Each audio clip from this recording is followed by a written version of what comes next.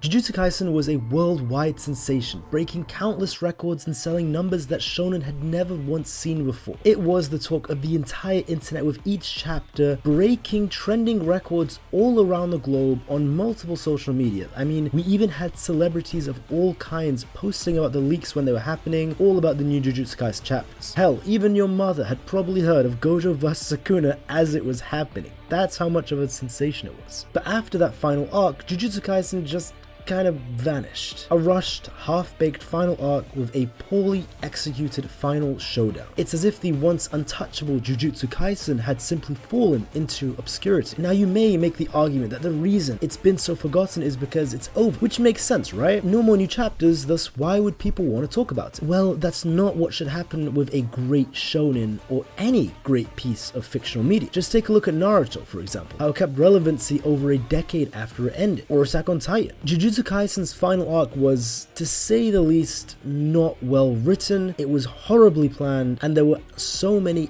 outright glaring issues, especially most specifically in terms of writing. It's a sad final arc to what had the potential to be one of the greatest shonen in all of history, simply falling off in the most forgettable way possible. Now, this is probably the point where you're thinking, this guy is such a hater, he hates JJK blindly, blah blah blah. And I wish to say, before I even finish the intro, that I make this video coming from a place of deep love. I love Jujutsu Kaisen so much, and I still do, more than anything else out there. I loved it so much that it pushed me to start covering every single chapter of it on this channel, covering every little detail, power scaling every random obscure character, making a million different theories over anything possible, analyzing even the tiniest of detail. And as it goes, the strongest curses are born from love. Thus, the video you are getting today. This is a video coming from someone who truly does love the series, who truly wanted it to be great, who criticizes it from a place of disappointment, unfortunately. This ending was so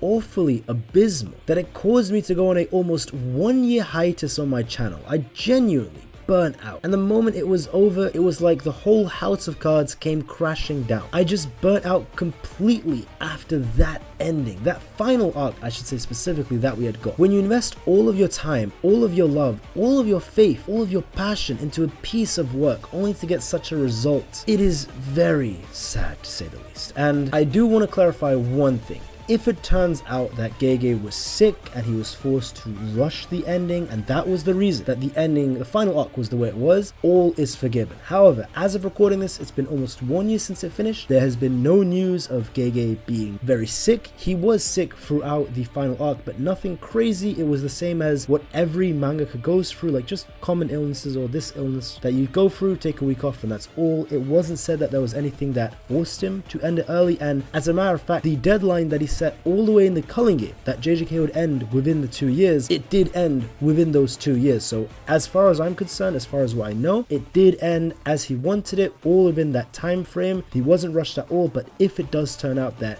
there is a sickness, then a lot of the criticisms that I have would still be valid. However, anything against him is completely forgiven and absolutely excused. All of the criticisms are excused. But that's if it does turn out that he had a life-threatening sickness or something that forced him to end it quickly. If that's ever revealed in the future, I do digress. I'll save the rest of my emotions for the conclusion. For now, it is time we end this intro and begin once and for all the analysis that you've all been waiting. That's been almost a year in the making. The failed potential of Jujutsu Kaisen, the fall-off of that final arc, and the disappointing bad writing that has led to this video being made. Now first, let's talk about Gojo vs Sukuna. Now before I talk about the final showdown, it is important I do mention Gojo vs Sukuna first, and my thoughts on this are, well, it was fantastic. The pacing was excellent. The fight was well thought out. The dialogues are fantastic. The art was extraordinary, and overall, the quality was the peak of what Gege is capable of. That was Gege's peak performance. You can tell that as Gege wrote this fight, there was passion within him that we had never seen. Within each stroke of his art, you can feel how excited he was over this fight. The dialogues that were given through this fight, the choreography was off the charts, and the layers and layers of planning that went into this fight were phenomenal. Honestly, I may need to make a whole video dedicated to this masterclass fight alone, and I do think I will after this video. It was a fight hyped up from the beginning of the series, and my goodness, it truly did deliver. There were hiccups with well, some techniques that would make Blackbeard proud,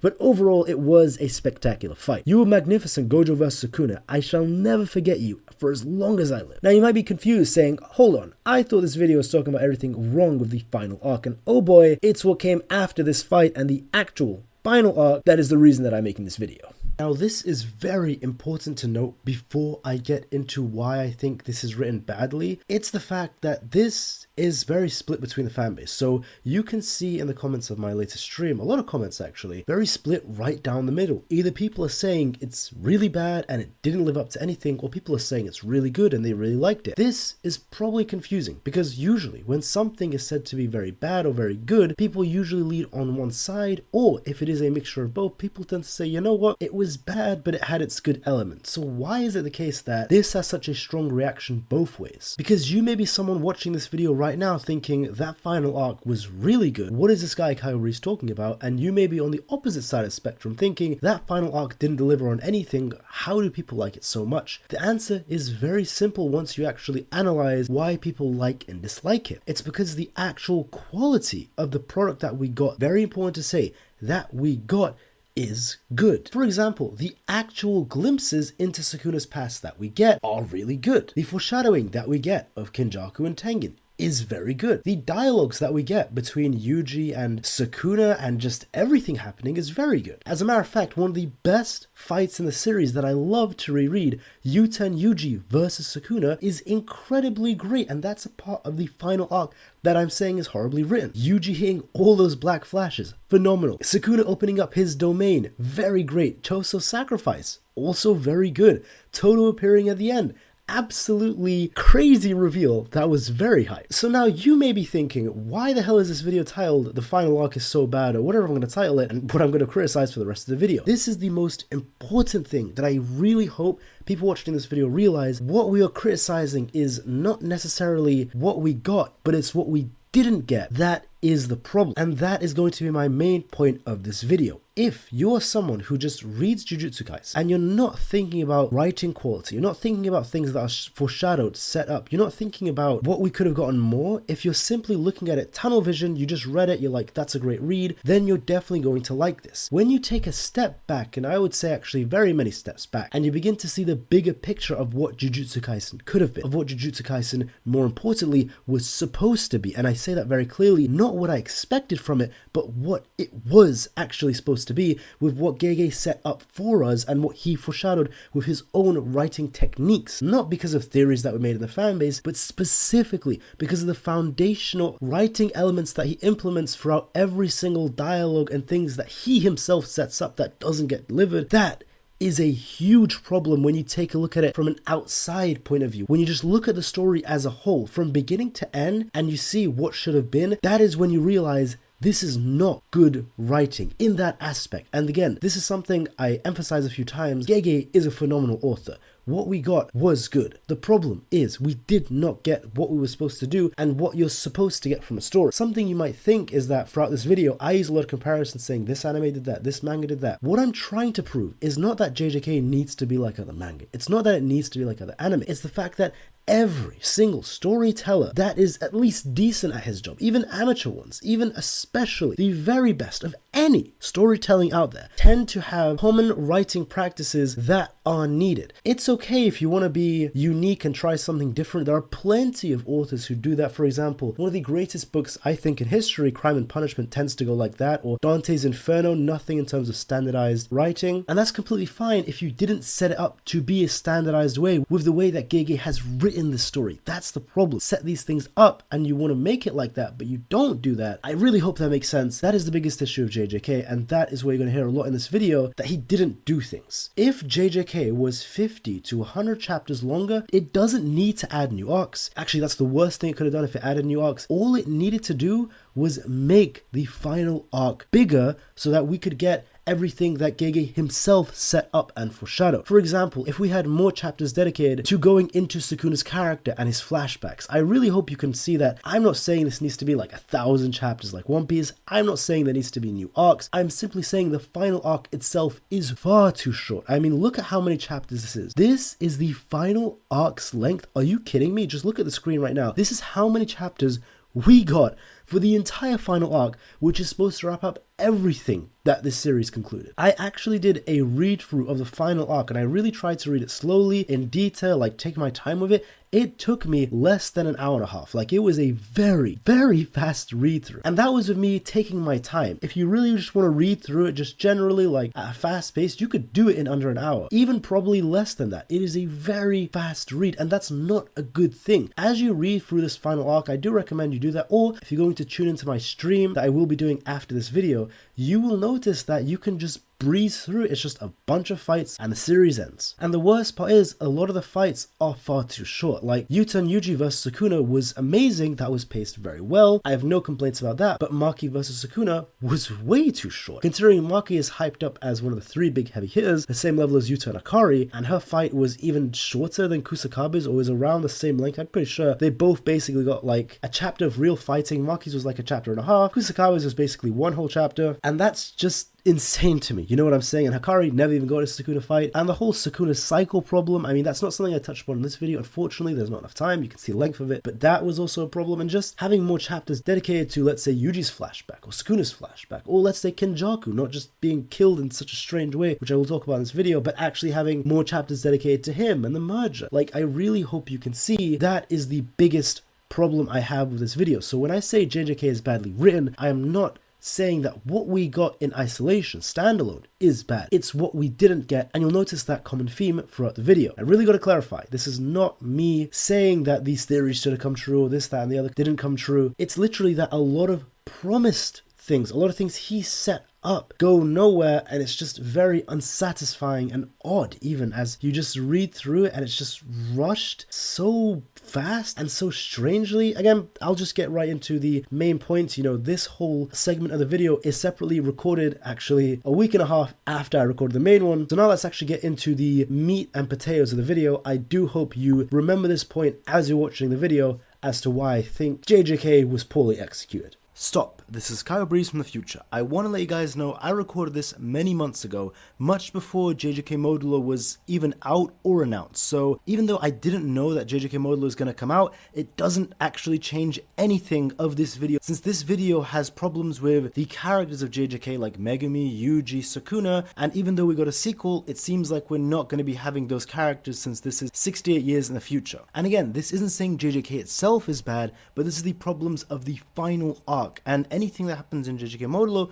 will never fix the problems that we had in the final arc unless it had been a direct continuation from where JJK ended. So do keep that in mind. Now, the biggest problem with this video is that there are too many things to talk about. I exaggerate not. It would take over 2 hours, if not 3 hours, to fully cover all my thoughts on everything that I have wrong with the series in depth. I mean, the intro alone has been so long, as you can see. So unfortunately, what I've needed to do is basically give a summary of my thoughts in this video, so you will not get a massively in-depth breakdown on every single point. And what I will be doing is briefly, generally talking about the problems I have of every point of the final arc, and then of course I will make many videos dedicated to specific points. So for example, the Megumi section of this video isn't going to be too long, maybe a couple minutes, but I will make a whole video dedicated to Megumi, which will probably be 20-30 minutes, and this is going to be the case for a lot of characters. Of course, some characters in this video will be much longer simply because it's too big of a problem, such as Yuji. That in and of itself is probably going to need a 40-minute standalone video, and even in this video itself right now you're watching is going to be a big section. So the first thing I want to talk about is the open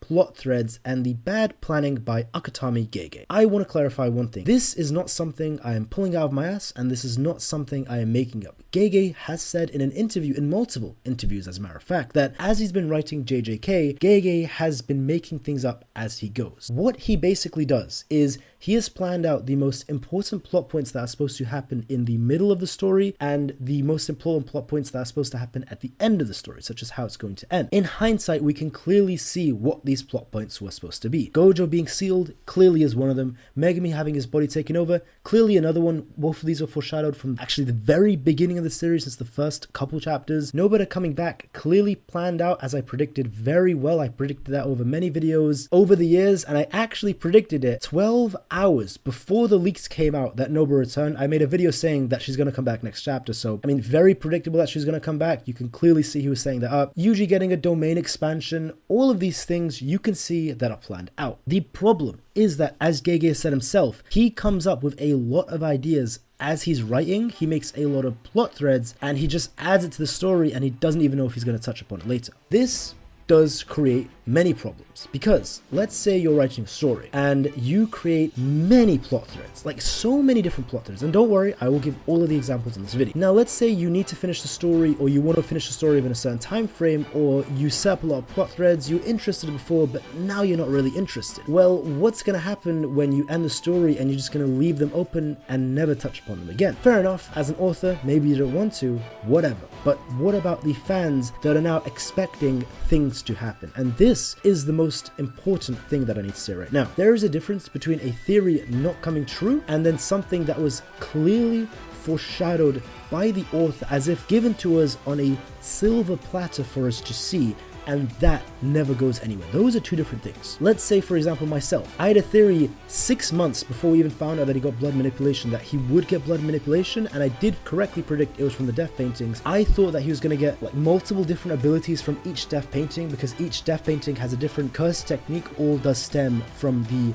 blood manipulation. That ended up not happening, and again, it would have been way cooler had it happened, but that is absolutely not a criticism of Gege AKUTAMI. Like, you can say it would have been cool if that happened, but you cannot criticize an author for not doing something you didn't want to happen. That right there is an example of a theory not coming true, and that not being the fault of the author whatsoever, not something you can be critical of. I just want to say that as an example so I can compare that to what I'm actually talking about right now. And what I'm talking about is, as I said, when the author set things up. So what has the author set up? I will briefly touch upon these points completely surface level. I will not go into depth. I will touch upon these points in their own section. The first one is Kenjaku and Tengen's flashback. As you can see on the screen, multiple times, not once, not twice, not 3 times, more times than I can count, it has been foreshadowed that there is a history between them. It has been set up that we will find out what will happen. It has been hyped up as very important. As a matter of fact, this is one of the most important relationships in the series. And it wasn't just set up like there was a history and it was just left at that. We actually got foreshadowing and hints to what it is. We got breadcrumbs and clues about it. Plot threads were opened about it, as you can see, like Kenjaku saying to Tengen, you know, you were my friend in the past, and then later on Kenjaku talking to the mummified Tengen and saying that you disgust me, I don't like what you stand for, I don't like what you've done. Tengen talking about Kenjaku when he's talking about the students when they first met him, saying that there was a relationship there. Even in the extra information, supplementary info, we can see that Tengen was from the Nara period. There's so many layers to this, like they could have been teacher and student, they could have been servant and master, they could have even been lovers, as crazy as that sounds. Like, there's so many things to it. Theories be damned, I'm just saying like what we actually got foreshadowed, and it was just left open, never touched upon ever again. Another thing, it's Sukuna's past. I mean, we've had this foreshadowed again and again and again with Kashimo, who says, I was a creepy child. At the very end of Jujutsu Kaisen, he foreshadows and talks about, like, we see the surface level when he's talking to Mahito at the end of what his backstory is. We see that there is depth to this guy. Like, Sukuna is not just like pure evil, there is depth to him. There is a history there. He has a twin that he ate in the womb. He has a history with his mother. He even questions the choices that he made in his life. But what do we get in the end? Nothing. No flashback, nothing in depth, nothing touched upon. Or, for example, the Heien era is another thing. Foreshadowed relentlessly, hinted at relentlessly, crumbs dropped numerous times, and we never got that flashback. These are just a few of many examples that I'm talking about. And this is a big problem with JJK. It's when you set things up like this, and just for them to go nowhere, that objectively, I do believe, is not good writing. Because let's say you are an author and you promise, like this is basically in terms of writing, promising your readers a payoff for something, like you are setting up these plot points, you are setting something up, and we don't get anything there. That is just bad writing outright. If you don't set these points up to begin with, fair enough. That's not bad writing. I mean, even then you can argue it's bad for other reasons, but it's more outrageous when you actually do set things up and they're just never touched upon. And then we as fans who have invested into this series, who want to see these things that the author has set up, that the author has just ended the series of never covering them, it is very frustrating and it is very disappointing that we never got these answers that we wanted to, that we never got to see the things that were promised in a writing aspect. And the next thing that I want to talk about is Gege's problem of showing and not telling. This right here is a very, very basic level of writing that even the most amateur authors you can pick off the street, random amateur authors, know about this. This is like the most basic thing that you're taught not to do. And for some reason, Gege does this indiscriminately and relentlessly through this final arc to a disgusting level, to the point that it goes beyond even criticism, and it's just bad. It's just bad. There's no defending it. There's no arguing against it.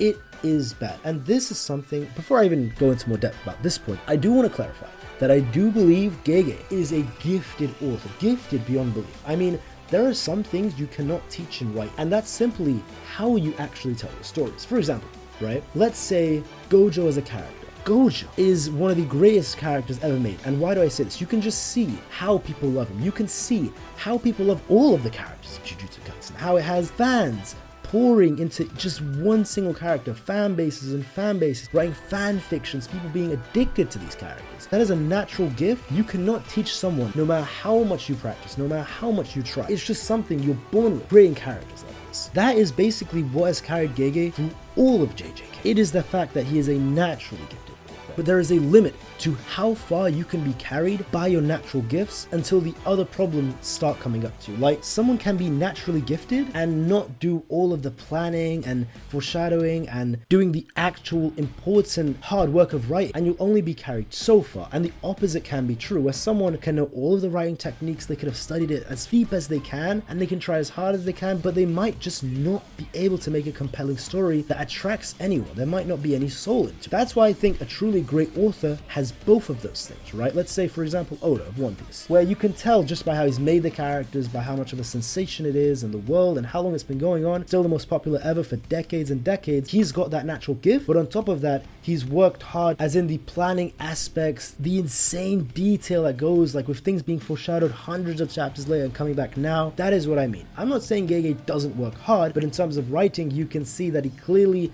hasn't studied, hasn't practiced, and isn't trying that hard. So before anyone says that I'm saying Gege is a bad writer, no.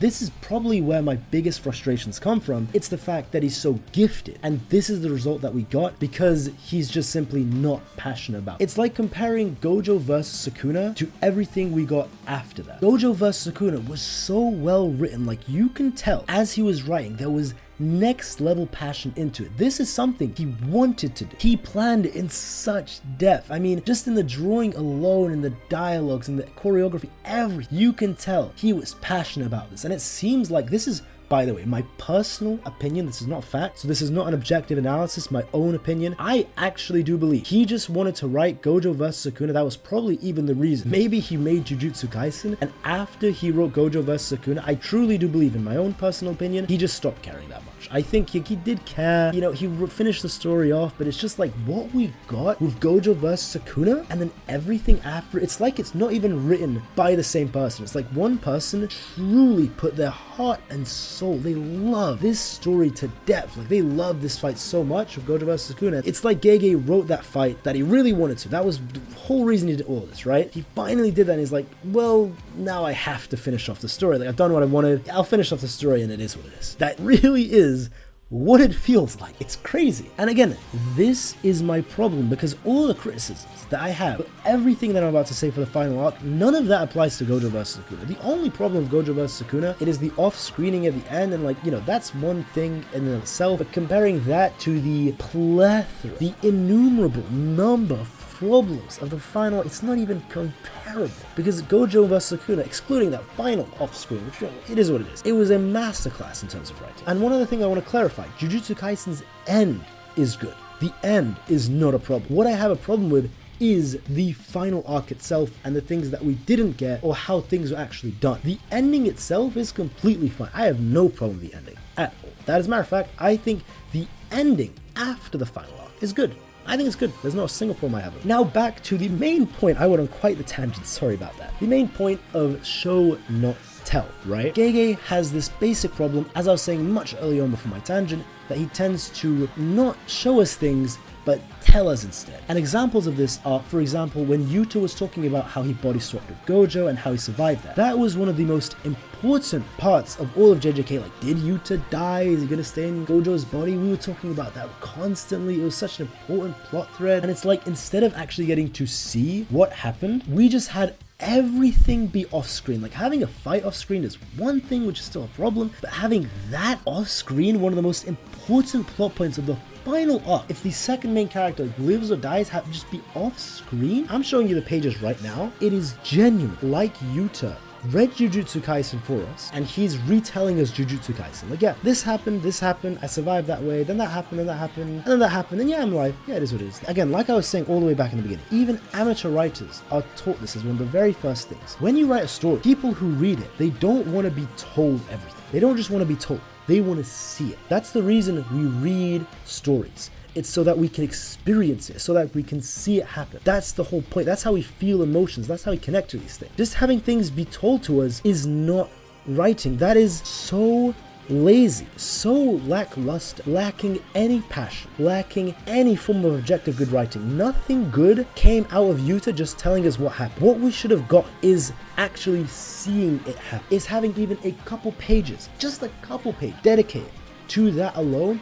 Even if we could just flash back into it, and instead, imagine what I'm saying. Instead of us just getting text and text of explaining what happened in a very rushed and poor way, imagine instead we had gotten a 2 or 3 or 4 or 5, however long page flashback in that same chapter of Yuta saying, well, what ended up happening was, and then we flash back to that moment and we actually get to experience it happening. It's like night and day, heaven and hell. We will never get to experience that happening. Even that is pretty bad because it's just being explained after the fact, but that is a million times better than what we got. It's like, imagine if someone read Dragon Ball Z, you actually never watched it. Instead, some guy came to you and, there's this guy called Goku, and he's born as a Saiyan. What's a Saiyan? Well, they're these aliens. He goes back and he fights, like someone explaining the Saiyan saga, like he fights a guy called Vegeta. This is how the fight goes. He goes Kaioken ×4. There's a beam struggle, like Vegeta goes Great Ape. Someone's just explaining the story. I can say after someone explained it to me, yeah, I know what happened. I know, like, in Dragon Ball Z and the Saiyan Saga, like, all the information, I know it. I know the information. It's different when someone tells you what happens in the story and when you watch it yourself. Like, imagine the difference in watching that fight with Goku versus Vegeta compared to you having never seen it and someone explaining it to you. That is what we just got with the Yuta part. Yuta, by the way, that is a small example. There's dozens of it. Like, Maki does it again. The Zenin Massacre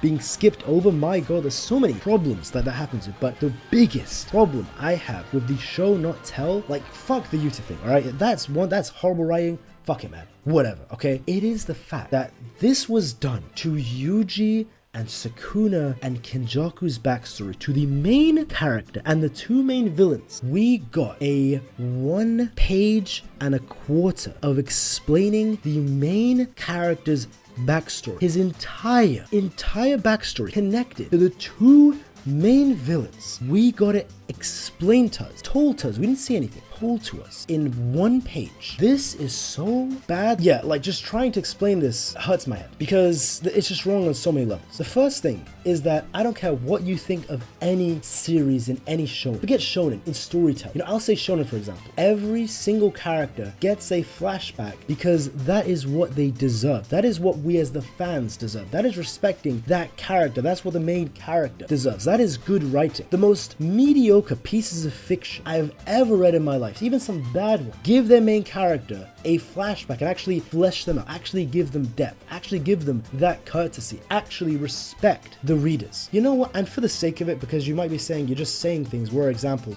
First, I'll bring up an example within JJK itself. Just look at the hidden inventory flashback with Gojo, Toji, and Geto. Imagine instead of getting that flashback, we just got 2 pages of someone sitting there explaining it to us the same way that Sukuna explained his backstory and Yuji's backstory to Uraume. Imagine instead of that entire arc, we just got Tengen was there and explaining it to the kids that this guy called Toji came, he basically fought them, he put Geto on that path, and this is the whole reason that the cycle of curses broke, and we never got to see see any of it and it was just told to us. Us getting the hidden inventory flashback is godlike. That did wonders for Toji, for Geto, and especially of all characters, Gojo, and even for Megami, especially for the world of Jujutsu Kaisen, how it expanded upon it, just how it fleshed out these characters, even the minor characters such as Shoko and Mei. Just imagine we never got it, and that one time Tengen summarized the hidden inventory to the main cast, that is what we got, and that arc never happened. That is truly the world we live in, with the Yuji section where we never got his flashback, we never got Sukuna's flashback, we never got Kenjaku's flashback, we just got it told to us just straight in a page, just an entire arc, a big arc, and probably the most important arc in JJK, just skipped over entirely and just told to us. And I'm giving this example of the hidden inventory as an example of why this is bad, using Jujutsu Kaisen itself, where it's actually utilized that own writing technique to amplify and enhance the characters in the story, the hidden inventory arc. And now to bring up an example of another story outside of JJK, just so I can compare it to many things. You know what, let's just say Bleach, for example. We got 3 different arcs based on that, but we actually got an entire mega arc, turning back the pendulum like 100 years, dedicated to all of Ichigo's origins, downright to his parents told to him. In Sakamoto Days, we got it with Sakamoto himself and Shin multiple times. In Kagurabachi, we still get it throughout the entire show, the flashback of what happened, and it gets fleshed out more. In Full Metal Alchemist, for example, the entire emotional part and journey of this is us getting that flashback with how they tried to bring their mothers back. With Attack on Titan, it goes into the flashbacks of Eren. In Death, it goes into Mikasa's, there's like an OVA of it, there's an entire season and OVA double dedicated for Levi, a random character, Spy Family. We get it for all 3 characters, especially for the main character. We get it for everybody. I mean, One Piece, alright? I mean, let's just say One Piece. There is a random ass character, man. He's not even mentioned in the first like 600, 700 chapters of the series. He's not a main character. He's not even part of the main cast. He probably didn't even exist over a decade into this story. Like, he didn't even exist, I guarantee you, in the author's mind. His name is Kozuki Oden. This random ass guy got 10 to 15 chapters to his past, dedicated to a flashback for him. Yes, he got that. We got an emotional roller coaster. We got depth. We got details. We got a journey. That Oden flashback was a journey, and that ending was phenomenal. It really feels like Oda cared more about this random ass guy who's introduced, the Chad Kozuki Oden, than Gege cares about Sukuna, Yuji, and Kenjaku combined. He didn't have that respect to give them that flashback. Like, brother, this is the problem I have. It's like, if it was a mediocre author or an average author who did this, I wouldn't even complain. I'd be like, you know, it's just a bad author, whatever. The problem is, Gege had set up something that had the potential to be one of the greatest flashbacks in shonen history. I do not say that lightly. Yuji's flashback could have been one of the greatest we had seen in all of shonen history, because it connects Yuji to both the main villains. Imagine, you have the main character. His connection to the main villain is that it's his mother, and his mother tricked the father and even had a connection to his grandfather in the beginning, and the whole reason he made him was for this reason. And then it's even connected to Sukuna, because Yuji is the son of the reincarnation of Sukuna's twin from the Heien era. Like, this has been set up masterfully. As a matter of fact, the setup for this is generational. I have never seen a main character be set up for one of the greatest flashbacks, for one of the greatest main character origin stories like ever. This could have been historic in storytelling, man. Forget shonen, this could have been historically great in storytelling. That's how well this was set up. Like, you know how incredible it was that Gege connected the main character and both the main villains that deeply, that beautifully, foreshadowed all the way from the beginning? All that was left was to just give us the flashback. That's all that was left. He didn't need to do anything more. He didn't need to do anything less. Like, he has done the hardest part that almost all authors fail at, setting it up so masterfully, connecting it so naturally. And what do we get? This. What you see on the screen is what we got. We got 1 page and a quarter of Sukuna telling us what happened. It is genuinely, I swear to God, it's like Sukuna has like, you know, his own copy of Jujutsu Kaisen. He actually read the story of Yuji's origin, probably 10, 15 chapters of it. And then it's like he's retelling Uraume what happened. Remember that example I said of Dragon Ball Z? Imagine you never watched it and then someone was explaining what happened and that's all you would know. We are those people. It's wild. I can't believe this actually happened. Even to this day, it has been almost a year since it happened. I still cannot believe that really happened. I've never seen a main character disrespected so much. I've never seen a fan base like the Jujutsu Kaisen fan base just not be given even that. Like, imagine, because I love this series so deep, that's why I'm so upset. I truly love this series. I truly love the fact that you can just tell he just wanted to get it out of the way. He did not give a damn about telling the story. He didn't give a single damn. If he had an ounce of passion, if he had a speck of care, a percentage, if he cared about it by a percentage, we would have gotten more than what we had got. What you see is someone who does not give a shit about his main character or about his story or world that he's built. What you see is someone who just wants to be done with this story. That is why I'm so frustrated. We have all characters in Shonen getting multiple arcs of their flashback. Luffy, Naruto has too many actually. Bleach, Sakamoto Days, Kagurabachi's getting them. Spy Family, Full Metal Alchemist, Attack on Titan. Name any story in fiction, Hunter x Hunter, and they get that. But Yuji doesn't. It's the biggest slap on the face. The fact that we're told everything, we literally, instead of seeing and experiencing it happening, experiencing that story, we just get slapped in the face with a bunch of text. And that's it. We get a summary of the flashback. Not even anything. We didn't get to see anything. Like, you set out beautifully, where Yuji wakes up after Shibuya, and we see he's got the Kenjaku stitch marks, on his mother, Kaori. There's a connection of his father. We see his grandfather knew his mother. There is a connection here.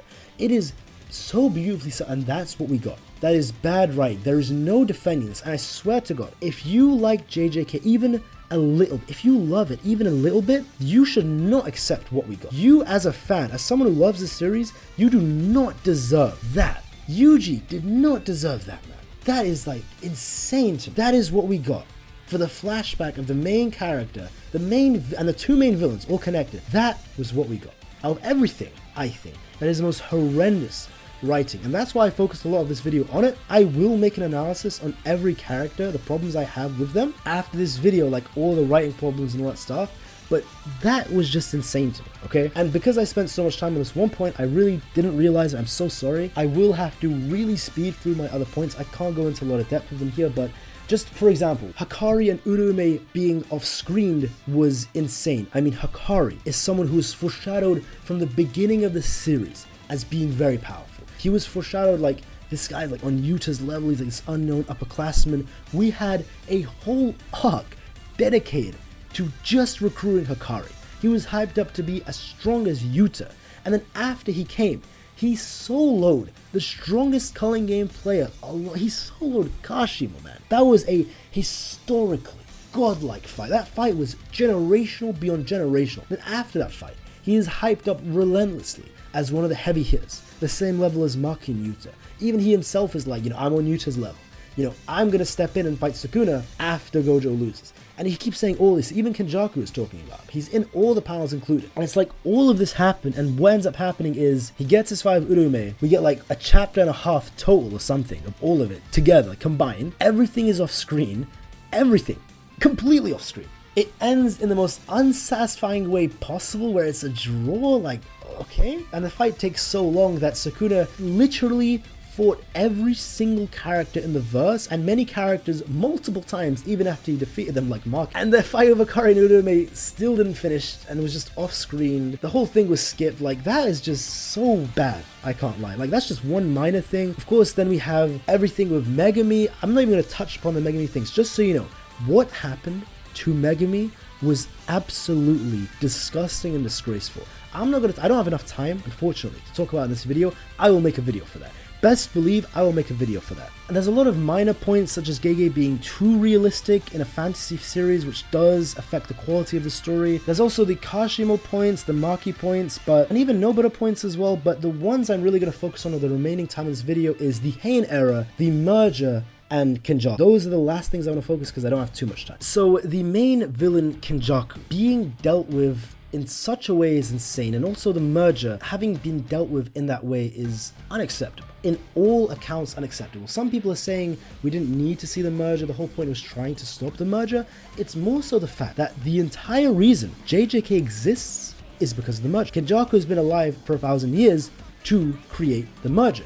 Kenjaku teamed up with the Disaster Curses to steal Gojo because he wanted to make the Culling Games because of the merger. Culling Games exist because of the merger. The Disaster Curses attacked because of the merger. Shibuya happened because of the merger. Gojo was sealed because of the merger. Even Sukuna was put inside of Yuji because of the merger. Yuji was made because of the merger. Everything goes to this one point. From the chapter 1, even before chapter 1. That's why everything happened.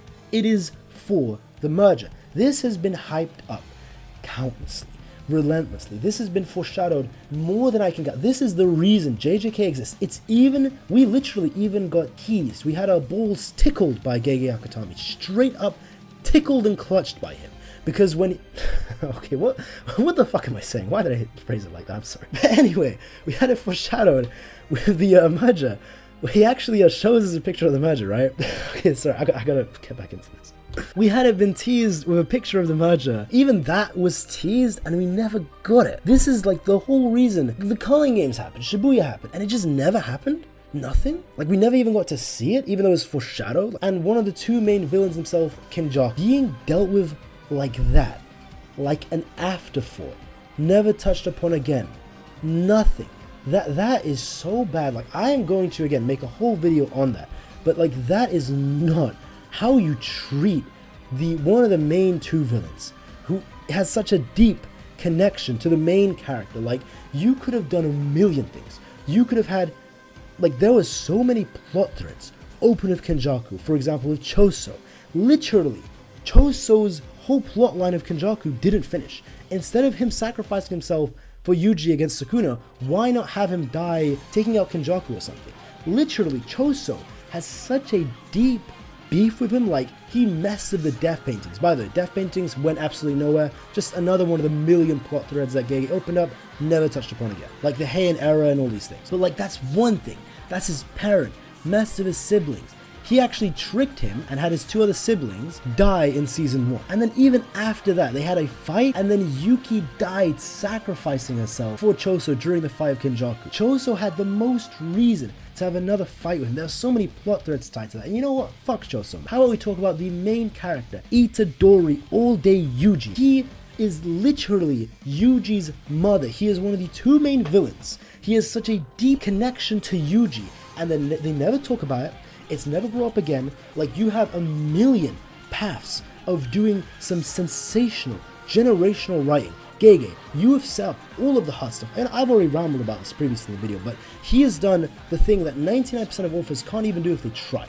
Gege naturally, because of his talent, God-given talent as a writer, he set it up beautifully, the connection between the main character and the main villain. He could have had so many different things happen between Yuji and Kenjaku, nothing happened. It literally went nowhere. They never met again, the plot thread was never touched upon again, just nothing. Imagine you make the main character, one of the parents the main villain, and they don't even interact after like Shibuya, like they don't even talk, they was never touched upon, nothing. Seriously, that is outrageously, horrendously bad writing and the greatest missed opportunity, like one of the million greatest missed opportunities of JJK. And again, there's a million more points I want to talk about the merger in Kenjaku. I'll be doing that in a separate video alone. And the Heien era, man. This just was so odd that we had it foreshadowed countlessly. We had it teased relentlessly, and we just didn't get anything about it.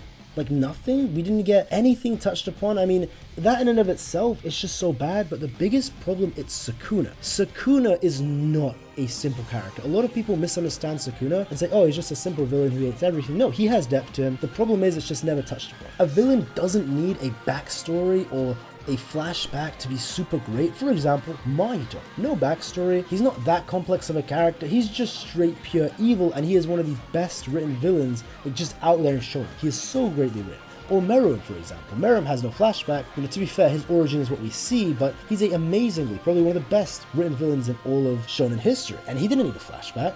The problem with Sukuna, it's not that he needs a flashback, it's the fact that he has a flashback, but we just don't get to see it, and the author actively keeps foreshadowing and teasing this flashback. He keeps showing us that, yes, on the surface, we can see there is depth there. The author keeps teasing it, but we never get it. For example, when he's talking to Kashimo, he says, you know, I was a creepy child, or I wasn't loved by my mother. Or then later on, let's say in the end, where we just get so much teasing, but never the actual flashback with Mahito, where all of the stuff that he said in the end, you know, I'll show on the screen right now, it clearly shows that there is depth. Sukuna is not straight evil. He does have a philosophy to this, and the whole conversation of Yorozu, the whole loneliest of the strongest, like, there's so much depth to it, and you just have set it up so beautifully. You keep telling us it exists, and you never give us that Sukuna flashback. You never actually go in depth. You keep showing us that there's a surface to this. You're showing us like it does exist. You just never gave it to us. And it's just so sad when I reread JJK and I just see all this foreshadowing of Sukuna's flashback.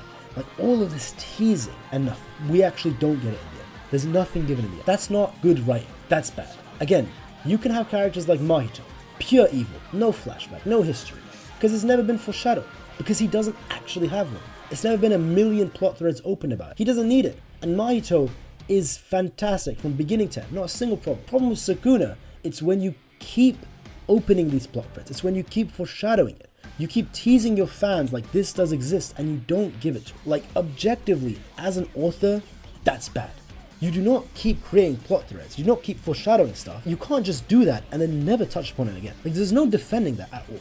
Again, I'm sorry I keep saying this, it's just because this video, the recording is already over an hour long. I don't know how long this video is going to be, but I just don't want to make a 3-hour video just for this. I will be making separate videos for all these points, but the Sukuna one alone, again, a 20-minute standalone video. I really want to go in depth for my problems with Sukuna as a character. What I just told you is the bare bones, basic summary of it all. Like, there's a lot more to this, especially analytically, of what's wrong with Sukuna. It's just, the guy is so well written. There's so much depth and we just don't get it in the end. It's just sad. It's just sad. And there's so many other things, again, like Maki, Nobara, more Yuji points, Megumi, Kashimo, more points about the Heien era, Tengen, but I will save those all for separate videos. For now, you have gotten a general idea of why I do not like the final arc of Jujutsu Kaisen. And I want to clarify, I like the ending. I don't have a single problem with the ending.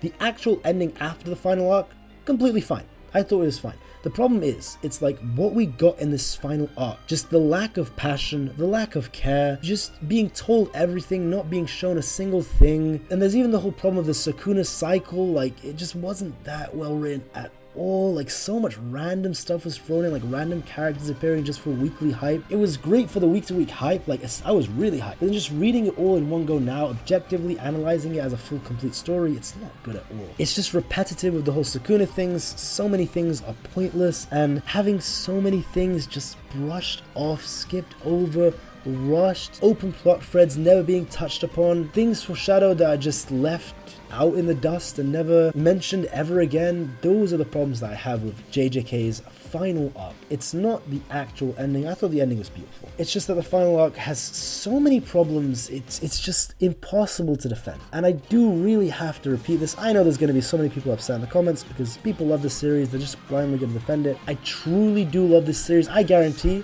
more than 99% of people watching this video. I love this so deeply. I literally, like I said in the intro, made a million videos about this for every chapter, for the most obscure characters. I streamed about this every day, talked about it on Twitter every day, like bought everything, like merchandise and all the volumes. Like seriously, man, I've gone into every random obscure interviews and details and things I guarantee none of you have ever even heard of. None of this comes from a place of hate, not an ounce of it. It all comes from disappointment. Truly just disappointment for a series that had so much potential, really like Megumi, and I will talk about that Megumi video, but it had so much potential to be one of the greatest stories in all of shonen history, and it just fell off like that. As someone who loved this series so much and still loves it so much, I just hate the fact that it went out that sad, that the author just didn't care that much. Like again, if it turns out he was sick or something and that's the reason we got it so rushed and poorly done, or the criticisms are valid, but everything is excused. Literally everything excused. Can't blame the guy. He was sick, he was forced to end it or something because of his illness. But again, as far as I know, we don't know if that was true. We don't know if that's the case. People guessed that, but it's been a year, still haven't been told that, and the deadline is exactly as he wanted it 2 years ago. He said, I want to end in 2 years, literally ended it exactly on the day he wanted. Literally ended it exactly on the time frame he set years ago. So it doesn't seem like he was rushed at all, at least from what it looks like so far. And before I finish the video off and give the conclusion I will include an extra bonus part of a video I recorded that isn't public, it's members only, but it's about why Kashimo was bad. So you can see just one minor character, just one point warranted a 15-minute video. So you can only imagine when I make one on Sukuna, Megami, and Yuji, it's probably going to be 30-40 minutes just for them. But enjoy this bonus part about specifically why Kashimo was mishandled by Gege AKUTAMI. Let's just start. Okay, so I will give some context for people who are new to this channel. For years, ever since Kashimo was introduced, that is when I started covering JJK content on this channel, I was hyping up Kashimo as someone who's going to be a Sukuna level character when he used his technique. Sounds crazy now, you know, in hindsight, but there was a reason for it and I'll explain that later. So as crazy as that sounds, let it be in the back of your mind for now, okay? I did hype that he was gonna do well, that he was gonna at least get mid-diff. Not that he would have pushed Sukuna very far, but he would have at least had a good showcase, right? And this wasn't without reason. There was a lot of evidence for this. One of the biggest reasons is that Kashimo was the deadliest and strongest calling game player with the most points and just a terrifying threat. I mean, Hakari couldn't even beat this guy in a traditional sense, even though Hakari had infinite cursed energy and had regeneration that was infinite. He couldn't kill Kashimo. In the end, he had to beat him by the only natural weakness that Kashimo has, which is water, which unfortunately is a direct counter to his cursed energy property and just removed all of his cursed energy because it just dissipated in the water. So if they weren't fighting in the Tokyo colony with the ocean around them, I don't know how that fight could have gone. I'm not saying Hakari would have lost, but that was a massive advantage that he had that it seemed like Kashimo was going to go on for a long time in that fight, but the only reason he stopped is because of that insanely big disadvantage by the sheer happenstance that he was placed right in the one colony right where his weakness is. Like, had it been any other colony, he wouldn't have had this weakness. So I wonder why Kenjaku chose to put Kashimo right there, like right next to the ocean. I don't know what he was thinking, but maybe it was just chance based. I don't know. But Kashimo was very powerful, and this is without a curse technique. I want to remind you that this guy was going toe to toe, blow for blow with an immortal Hakari, and Hakari started the fight in Jackpot. This isn't like a base Hakari started it as he did with Urume. Hakari had the benefit of starting that fight in Jackpot already, and you might be thinking, but that's pointless because once Jackpot runs out, doesn't he need to hit it again? Well, I have a whole video explaining this. It's an old video, but it has aged perfectly fine. Not a single thing has changed. Hakari's domain is entirely rigged to keep hitting jackpots after he's hit his first jackpot. So it's hard to hit the first one, but after he's hit it, it's rigged with increased probability and increased spins to guarantee that he will stay alive until he hits his next jackpot. It's very rigged. The best way I can describe it is the casino always wins, and Hakari's domain is the casino. So, but I won't be talking about that now. It would take me 10 minutes just to explain Hakari's ability, the in-depth parts of it that aren't explained in JJK itself. Point is, Kashimo is very strong. I mean, he put up an excellent fight against Hakari, and just the fact that he is the strongest calling game player with the most points. He had a lot of hype right off the bat that this guy was looking specifically for Ryomen Sukuna. I mean, there were so many theories going around about Hajime Kashimo. Just who is he? You know, is he Urume's brother or sister? Is that why he's looking for Sukuna? Is there a deeper reason? But even though those theories didn't come true, that I never believed, but they're pretty good theories though, it was still interesting that someone was looking for Ryomen Sukuna. That's crazy. Imagine looking out for the strongest guy in all of history. That in and of itself was aura right there. And then when we find out that Kashimo was as strong as Jackpot Hakari, who is on Yuta's level without a curse technique, the entire fight with Hakari was with no curse technique. That was a base Kashimo, no nothing, just pure cursed energy and hands. That's all it was, and he was going toe to toe with Jackpot Hakari, which is insane. Like multiple jackpots of Hakari, and even then he couldn't beat him. He needed to throw him in the water, which, you know, again, massive advantage. Very lucky there, a lucky break. Now imagine 80% of a sorcerer's potential and power comes from a curse technique. Give this guy a technique. I'm not even saying give him a top 5 technique, just give him any technique, and that should make him 5 times stronger by Gege's own definition, like by Gojo's own word. That should make him much more deadly than he was before. I mean, we saw how characters such as Uro, Yuta, Ryu, Gojo, how it affects them when the technique burns out. It makes a big difference when you have a technique burnout because that's 80% of your entire potential right there. So by default, this guy who is already Yuta and Hakari level, I'm not saying he's stronger than them or he'd beat them, but he's on that level with no technique. Make him 5 times stronger, or at least 2 to 3 times stronger. Give him any technique out. That in and of itself should make him very strong, like very, very powerful, right? But this is the worst part. Kashimo had a one-time binding vow on his technique where if he uses his technique, it kills him, but in exchange, it will make his technique stronger. And the thing is, when you make a binding vow like that, it depends on your own potential and how strong you are. For example, Miwa made a binding vow to never use a katana again, but Miwa didn't have that much potential to begin with, so even though she made that binding vow, it still wasn't that strong and Kenjaku stopped over his bare hands. But what happens if you give someone who was the strongest of his entire era? This man lived until he was like 70, 80 years old. He lived until an old man, and even then nobody could kill him. As he was dying of sickness, he won a death battle with ease, and he died due to sickness. He's just that strong. Give someone who was the strongest guy for an 100-year period of Jujutsu sorcery, the strongest of his era, who's already at this insane level with no technique, give him a technique, then put a binding vow on that technique that makes it a one-time use. This guy should have been contending with Gojo and Sukuna. Now, you may disagree with that. That's fine. I respectfully, in my own opinion, this is just my own opinion, I don't think that's right. I just don't. Someone this powerful, without a technique, you give him a technique and you add a binding vow that sacrifices his entire life. Again, Kashimo incarnated as a young man. He's got his whole life ahead of him. He's sacrificing like 60, 70 years worth of young life of a powerful character, of a character who is one of the strongest in history. You're telling me that doesn't at least let him contend with Sukuna and Gojo? At least contend? Are you joking? Like, it's not even saying that he should be that strong. He's giving his damn life away to reach that level. That is an incredible binding vow. And examples I can give. It's like Hunter x Hunter, where Gon made that binding vow, where he gave up all of his life to become as strong as the king, right? Or the best example is when Might Guy, mind you, Guy is barely low tier Biju level. Like, he's not even comparable to these Sage of Six Path characters. Then we have Madara of all people. Madara, who's already so powerful. Give him the 10 Tails Jinchuriki, like make him so powerful with the Rinnegan. And then Guy goes from this barely Kage level character to that strong, as strong as Madara, and putting him on the brink of death just because he sacrificed his life. I know these aren't the same series, like Hunter x Hunter and Naruto are not Jujutsu Kaisen, it's its own world, but just by its own logic, given how much you're sacrificing, like this is a character who's this powerful, sacrificing his whole life to use his technique once for one battle. Given it's such a massive sacrifice, the payoff you get is so weak and bad, it makes no sense. It makes no sense. I'm sorry. I don't care if Gege AKUTAMI was sitting in front of me right now, I would tell him to this. You wrote this story, and I swear to God, your logic does not check out. How is that possible? How?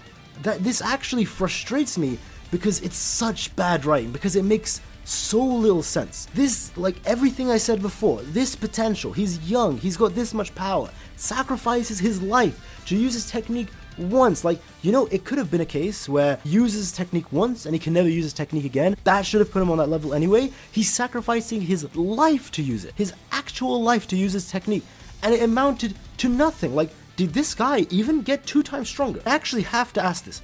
Comparing Kashimo from when he fought Hikari to when he was fighting, did he get a 2 times boost from that?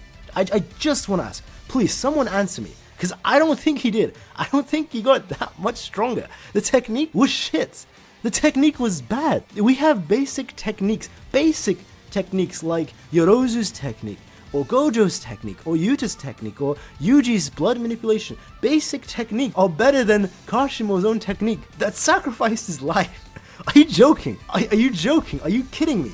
Like, what? It just makes no sense. People try to argue, yeah, like Sukuna's on such a higher plane of existence, he's just so much stronger. Like, if he was that much stronger, if Gojo and Sukuna were that much stronger than everyone else, even with all of the nerfs, Sukuna should have instantly killed Yuji and Gojo. And Sukuna, while he was nerfed, mind you, Yuji was still doing good against him and landing hits against him. So why couldn't Kashimo, who's supposed to be as strong as Jackpot Hikari with no technique, when you give him a technique and you give him a binding vow that sacrifices his technique and his life, is not able to touch him? It's just awful. It is so bad. Now, there's 2 parts to this story. That's the first part, it's the logical part. The second part has nothing to do with logic. This is purely from an author point of view, or I guess a writing point of view. Maybe that's a better way to say it. This was just a bad choice, man. This was just a awful choice. Like, no logic. Forget logic, forget reasoning. Just as an author, this was a poor decision. We had a chance right here to have a Guy versus Madara moment. And I know there's going to be people in the comments saying Jujutsu Kaisen isn't Naruto. That's not the point. The point is, in any storytelling, pick out any story out there. It just would have been a great moment for this story to have Kashimo do something against Sukuna. I'm not saying he needed to be a stronger Sukuna, but let's say instead of this Plants vs. Zombies pea shooter ass technique, let's say we actually gave him some sort of like Susanoo armor or Thunder Beast armor where he transforms like, I don't know, Killua, right, from Hunter x Hunter, or just any lightning ability from any anime, like Luxus from Fairy Tail, or forget anime, just go to any form of storytelling, just give him something cool, and something that would have looked cool, and give him like a mid-diff fight against Sukuna. He doesn't need to like put Sukuna to the brink of death, right, like Guy did against Modulo. I'm not saying that, just give us a actual good fight. Like, would it have been too much to ask for this to have been like 2, 3, 4, 5 chapters of just a good fight? We got fucking Takaba, man. Takaba versus Kenjaku. This is how you know logic makes no sense in this series. Takaba versus Kenjaku was like 5, 6 chapters. An absolute masterclass. Yet Kashimo vs. Sukuna, which has been hyped up for over half of the story, was nothing. It was literally just a glaze fest for Sukuna, and this is the worst part. All it did was set up Sukuna's flashback. That's what this was, where Sukuna was like, I was a creepy child. Then we get some very good foreshadowing and setup for the Heien era flashback, where it was showing that Sukuna fought, you know, all of these guys back in the day, and with his legendary weapon, he actually won. This would have at least had meaning, this fight, had we ever gone a Sukuna flashback or a Heien flashback. The problem is, the one thing this fight could have done for this series, in terms of writing, setting up Sukuna's backstory, it didn't do it. We didn't get Sukuna's backstory in the end. It was pointless. You can cut out all of this Kashimo vs. Sukuna fight, and it changes nothing for the story, because none of it mattered. That exposition for Sukuna and the people he fought in the past was literally pointless. Remove it from the story, nothing changes. Sukuna saying, I was a creepy child, doesn't matter in the end, because we don't know what his past was. We don't know. We never got it. So what was the point of this fight? What was the point of it? For Sukuna to transform? That we could have had that anyway. Have Yuji and Higuruma jump in and Sukuna could have just transformed right then and there. It was actually the biggest waste of a character, the biggest waste of a good fight, like just a good, memorable fight that would have gone down in history, because that's what a story is at the end of the day. That's what a shonen battle is. It's these great fights. A waste of a good character, a waste of all of Sukuna's backstory that it was leading to, that it was setting up, a waste, just a fantastic battle that could have gone down in history, and what we got was an absolute trash fight that holds zero purpose. Zero. Remove that fight, nothing changes. Kashimo is a wasted character. Everything about Hajime Kashimo was a waste of time, and that's not his fault, because he is one of the coolest characters Gege made. I am a massive Kashimo fan. I have bias about this. I love this guy.